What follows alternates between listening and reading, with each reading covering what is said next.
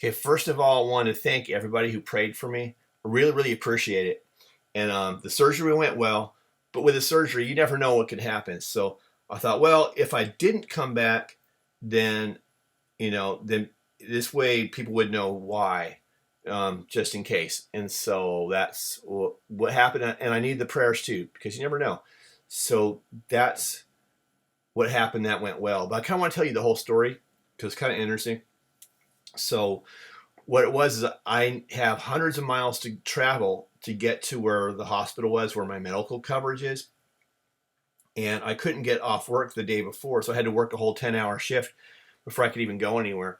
And then after the 10-hour shift ended, then I dropped by uh, Wake Up's channel because I go over to Wake Up's. I love Wake Up's channel, and everybody's over there like Tinfoil and Bamboo, and everyone is over there.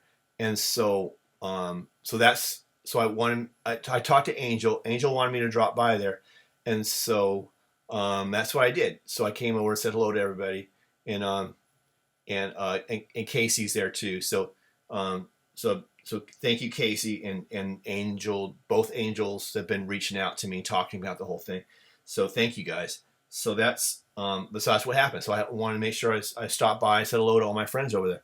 And then after that was done, then I had to hit the road because I have to travel hundreds of miles to get to where my medical coverage is at the hospital where they were doing surgery at. So, um, so finally I left at night, and then I was driving at night because I didn't have any choice because I figured, well, I'm going to drive all the way down there, hundreds of miles. And then when I get there, if I'm, I'll probably be there early, but I'll just crash out, and then I'm right there for, what has to be done.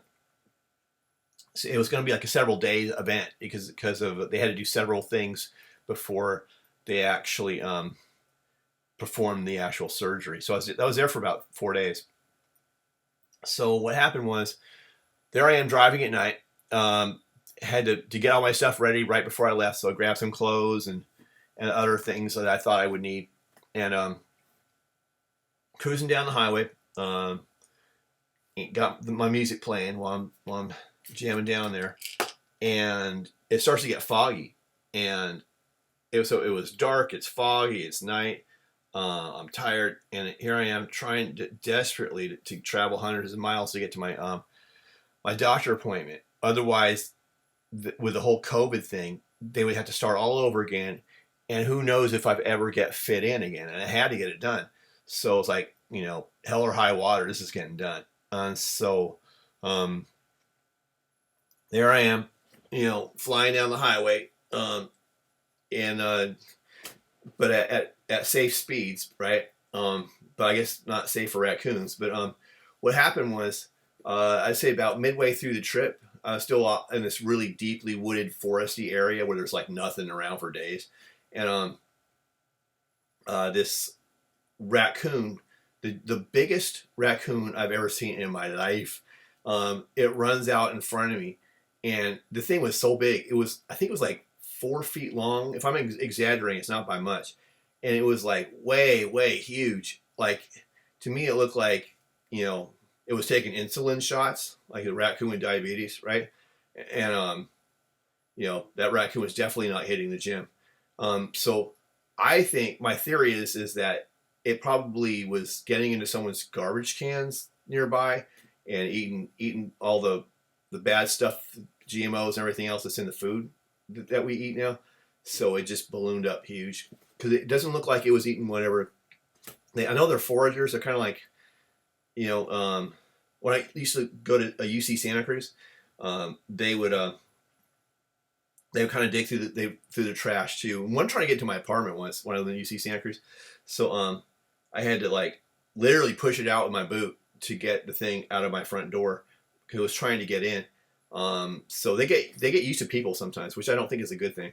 But they're scavengers. So my guess is that there was, instead of like scavenging for stuff in the forest, it was probably hitting up someone's garbage can like it was going out of style, like a all you can eat buffet of people food. And so anyway, this thing was ginormous. And it was late at night. It was foggy. It was dark. The thing runs out in front of my car, and basically I had two choices: hit the thing or try to swerve to the right. But if I swerve to the right, there's a good chance I'd probably roll the car. So I was like, sorry, Mr. Raccoon, but but this is just not your day. So I hit the thing. I hear pump, big old thump, and then and it goes underneath the car. I'm like, okay, it's probably like hitting a squirrel or something, right? I just kept driving, so I've never hit an animal that big before. And before that, my tire pressure light was going off because that happens when the temperature fluctuates. It, like hot and cold makes things blow up or or shrink depending on the temperature. So it wasn't a huge deal, but it was probably like off a bit from temperature changes for what the tire pressure optimally should be. And so I was like, whatever. I'm just gonna keep driving. And but that raccoon was freaking huge, and I probably killed it, but who knows, right? But I was thinking like what is it gonna do? Like jump on the hood of my car like in an action movie? Like it's all like, damn you! I'll be like, get off my car, and then work its way in and try to carjack me or something. So the raccoon ends up driving away in my car. I'm like, damn you, raccoon! Um, but I'm pretty sure it died though, and not end up like wanting vengeance on me. I'll be like, damn that guy, you bastard! It's personal now. And the raccoon carjacks someone else and is driving after me. Be all like, I want my $2. But the event though, so I don't know. It probably died, and I don't know, if it died or not. But I had to go. I had to get to my appointment. I was hundreds of miles away in the middle of nowhere, so I just kept driving. So maybe that makes me a cruddy person. I don't know. I don't wish any ill will any ill will on the raccoon. I'm just saying this is what happened. So so anyway, I drove for a little bit more, and the check engine light came on. At first, I thought, oh, it's just a tire pressure thing again. So I hit the raccoon, but it's just like hitting a squirrel, so it should be fine. And then I was like, wait a minute, this other light's coming on. So I pulled over, and my engine was smoking. So I was like, I'm not going to drive this car any further. And so I was like, okay, well, I'm in the middle of nowhere, in the middle of a forest, no towns around. I have no idea exactly where I'm at on a map. So I figured, am I going to make it to my appointment or not? I mean, I had this whole thing set up, and it was postponed for a long time because of the COVID thing. I finally got in just in time for the stuff to get worked on, and I could see how they would shut it all back down again. I would never get the appointment. So there was no choice. Hell or high water, I had to make it to that appointment. So so I called the AAA insurance I have, and they do towing and whatnot. So so they said, yeah, here's call this place, this towing place that's semi close to where you're at. They'll come pick up the car and work on it from there. So I called them up, and they're like, we'll be out there in the morning. There's no way we can send anybody out right now, but we'll come pick up your car like it's early in the morning. At this point, it was like midnight or 3 a.m. or whatever it was, right? So I was like, really? And they're also like, oh, and guess what? We're not going to give you a ride because of COVID, so good luck with that. So I was like, all right, well, I guess I'm staying the night here then. So I just crashed out in my car till morning came, and I was woken up by the CHP, and I let them know exactly what's going on. And so they were actually really cool. So just so it's known, not all people who are police and this, that, and the other thing are bad. It's kind of a stereotype. There are definitely bad ones. Oh, believe me, I've had more than my fair share of dealing with and hearing stories, etc., about people in law enforcement that are not that good. These guys are really, really cool though. And so what he did was he gave me a ride to the next CHP guy down the road, and then that guy gave me a ride to the next town over, where I was looking for a rental car, and they didn't have any rental car companies there. So what I had to do was rent a U-Haul. Oh, great, a U-Haul.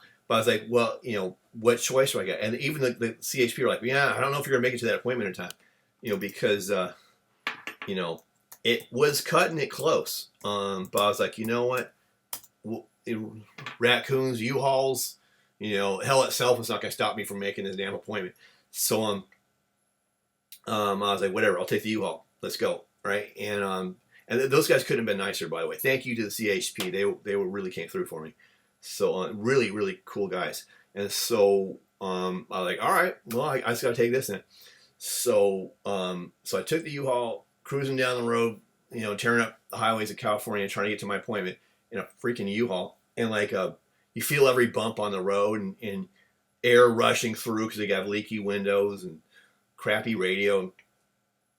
But it's what I got, so we're using it.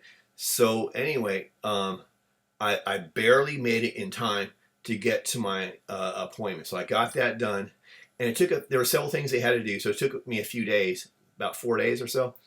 The surgery went well. Thank you everybody for your prayers. Really, really, really appreciate it.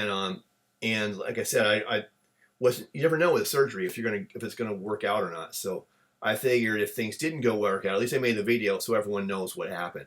So so it all went well. Got the surgery done.